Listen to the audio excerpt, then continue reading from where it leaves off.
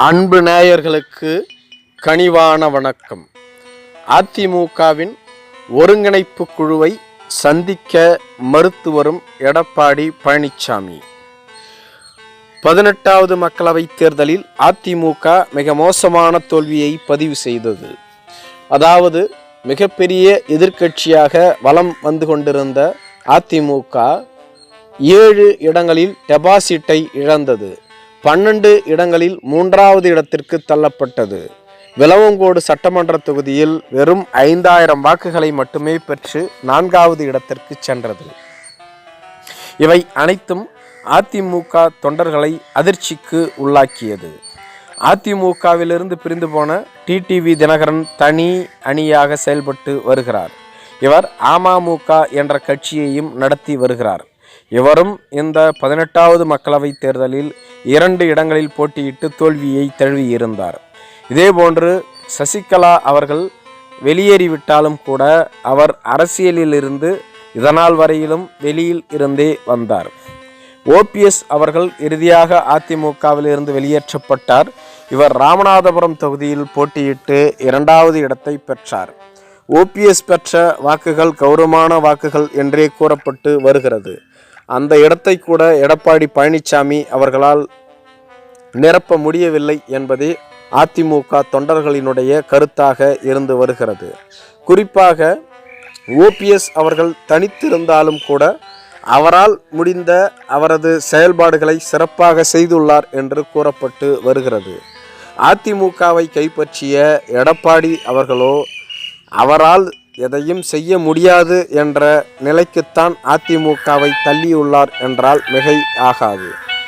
இது ஒருபுறம் இருக்க, மிகப்பெரிய தோல்வியை சந்தித்த அதிமுகவை ஒருங்கிணைக்க வேண்டும் என்று அதிமுகவில் இருந்த முன்னாள் எம்பியான கே.சி. பழனிசாமி, ஓபிஎஸ் அணியில் தொடர்ந்து செயல்பட்டு வந்த ஜே.சி.டி. பிரபாகர், கூப்பா கிருஷ்ணன், பெங்களூர் புகழேந்தி போன்றோர்கள் ஓபிஎஸ் அணியிலிருந்து வெளியேறி விட்டார்கள்.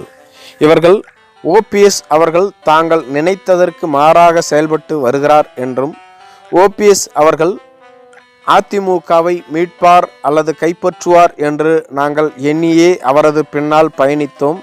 ஆனால் அவர் வேறு பாதையில் சென்று கொண்டிருக்கிறார். இனியும் அவரோடு பயணிப்பதில் அர்த்தம் இல்லை என்பதனால்தான் நாங்கள் அவரை விட்டு வெளியேறிவிட்டோம் என்றும் கூறியிருந்தார்கள். இது உண்மையும் கூட. இது ஒருபுறம் இருக்க, ஓபிஎஸ் அதிமுகவை கைப்பற்றி விடுவார் என்று பலர் நினைத்தார்கள்.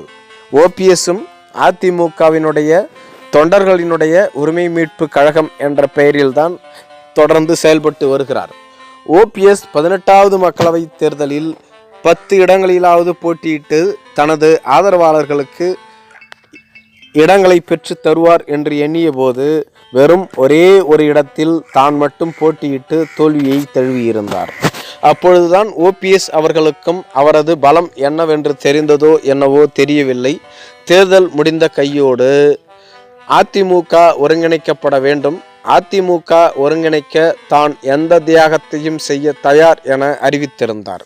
இதேபோன்று சசிகலா அவர்களும் தான் அதிமுகவிற்கு என்ட்ரி கொடுத்து விட்டேன், அதிமுகவை கைப்பற்றுவேன் என்றும் கூறியிருந்தார். இவர்களினுடைய பேச்சை கேட்ட எடப்பாடி பழனிசாமி அவர்களோ மிகுந்த அதிருப்திக்கு ஆளானார்.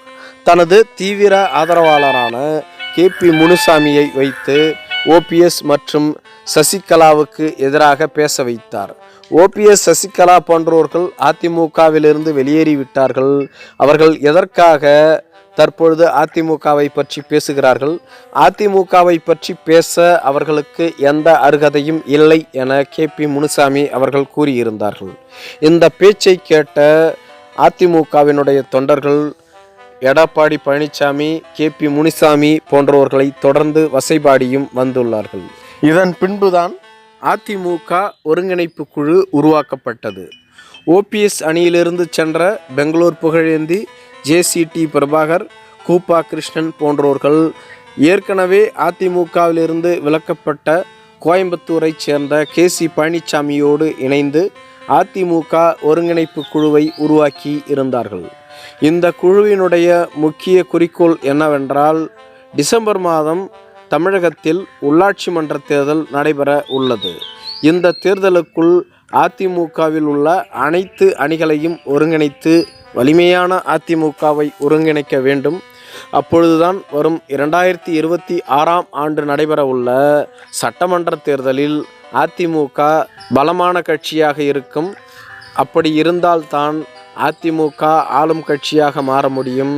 எனவே எடப்பாடி பழனிசாமி அவர்கள் தனது சுயநலத்தை விடுத்து அதிமுகவை ஒருங்கிணைக்க வேண்டும் என்று கேட்டுக்கொண்டார்கள். ஆனால் எடப்பாடி பழனிசாமி அவர்களோ இவற்றை முற்றிலுமாக மறுத்து வருகிறார். அதிமுக ஒருங்கிணைப்பு குழுவானது அதிமுகவிலிருந்து நீக்கப்பட்ட சசிகலா, டிடிவி தினகரன், OPS, எடப்பாடி பழனிசாமி என்ற நால்வருக்கும் தங்களது கடிதத்தை அனுப்பியுள்ளது. அதில் அதிமுக ஒருங்கிணைக்கப்பட வேண்டும் என்ற கருத்தையும் வலியுறுத்தி உள்ளது. ஆனால் எடப்பாடி பழனிசாமி அவர்களோ இந்த குழுவை சந்திக்கவே பயப்படுகிறார். ஏனெனில் எப்படியேனும் அதிமுகவை ஒருங்கிணைத்து விட்டால் தமது செல்வாக்கு சரிந்து விடுமோ என்று பயப்படுகிறார். குறிப்பாக கூற வேண்டும் என்றால் அதிமுகவை காப்பாற்றும் எண்ணத்தில் எடப்பாடி பழனிசாமி இல்லை என்பதையே இது தெளிவாக காட்டுகிறது. ஒருவேளை அதிமுகவை அவர் காப்பாற்ற வேண்டும் என்று நினைத்திருந்தால் தோல்விக்கு பின்பு அவராகவே முன்வந்து அனைவரையும் ஒருங்கிணைத்திருக்க வேண்டும். ஆனால் அவர் அதை உணர்ந்ததாகவே தெரியவில்லை. தான் போன போக்கிற்கு அதிமுக 2019ஆம் ஆண்டை விட 2024ஆம் ஆண்டு 2% அதிக வாக்குகளை பெற்றுள்ளது என செய்தியாளர்களிடம் தெரிவித்து வருகிறார். 22% வாக்குகளை அதிமுக பெற்றது என்று அவர் கூறினாலும் 2019ஆம் ஆண்டு ஒரு தொகுதியிலாவது அதிமுக வெற்றி பெற்றது. 22% வாக்குகளை பெற்றுவிட்டோம் என்று மார்தட்டிக் கொள்வதை விடுத்து ஆட்சியை கைப்பற்றினோமா அல்லது ஆட்சியை நிர்வகிக்கக்கூடிய இடத்தில் இருக்கிறோமா என்ற எண்ணத்தில் கூட எடப்பாடி பழனிசாமி இல்லை என்றே தோன்றுகிறது. எடப்பாடி பழனிசாமி தான் பெரிய தலைவர் என்று அவர் காட்டிக்கொள்ள விரும்புகிறார். ஆனால் அவற்றிற்கு கட்சி அவசியம். அதிமுகவை நிறுவிய எம்ஜிஆர், அதிமுகவை கட்டிக்காத்த ஜெயலலிதா போன்றோர் அனைவருமே அதிமுகவை காப்பாற்ற நினைத்தார்கள். அதிமுகவை கைப்பற்ற நினைக்கக்கூடிய எடப்பாடி பழனிசாமி அவர்களோ அதிமுகவை விட்டு விலகி அதிமுகவை அழிக்க நினைக்கின்றார் என்பதே அனைவரது எண்ணமாக இருந்து வருகிறது. அதிமுக எத்தனை ஆண்டுகள் ஆனாலும் அழியாது என்று கூறினார் எம்ஜிஆர். இதையே செல்வி ஜெயலலிதா அவர்களும் கூறி வந்தார். தற்பொழுதைய நிலையை பார்த்தால் அதிமுகவை எவரும் அழிக்க வேண்டாம், அந்த கட்சிக்குள் இருப்பவர்களே போட்டி போட்டுக்கொண்டு அழித்து விடுவார்கள் என்ற நிலையில்தான் உள்ளது. இவை அதிமுக தொண்டர்களையும் அடிமட்ட நிர்வாகிகளையும் மிகப்பெரிய பாதிப்புக்கு உள்ளாகியுள்ளது.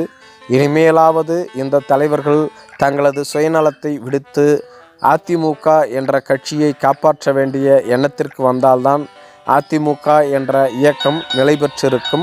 நன்றி.